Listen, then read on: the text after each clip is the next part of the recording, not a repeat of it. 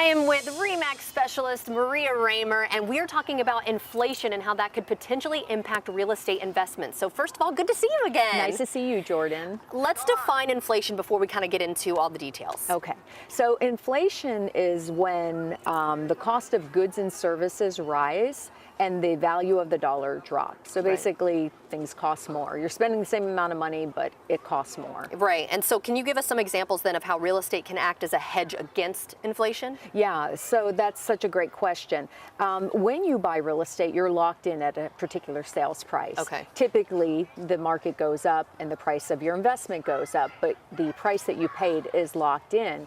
Also, when you buy real estate and you're financing that real estate, your rate being locked in at a lower rate is very helpful. Like in the environment we have now, interest rates are going up. So if you bought your real estate investment now and you locked in at the lower rate, as the rates climb, you're being protected against inflation. As the cost goes up, yours are locked in and stay the same. Okay. So that's why real estate provides a great hedge against inflation. Well, let's talk about some other examples then too for when this could be.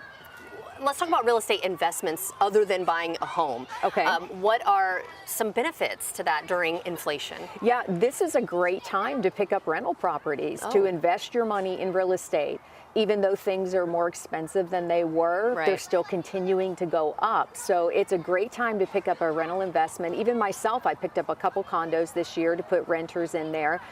So condos, single family homes, townhouses, and if you could get a multifamily residential purchase, that's really great because the same principle applies. You lock in your cost when you purchase, and then you can apply that same principle across multiple units. So whether you do it one or two at a time, or you pick up a multifamily building, all of these things would be a great thing to hedge off inflation. All right, well, let's talk about back in 2008, of course, you know, that hit a lot of people hard, right?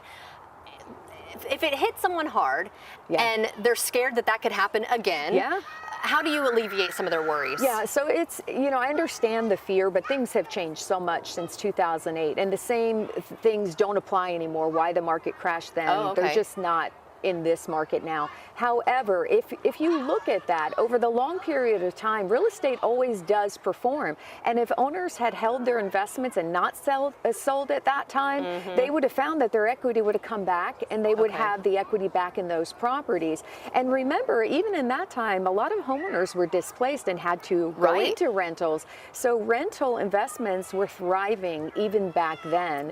So it's really a good way to go even now, even with that history.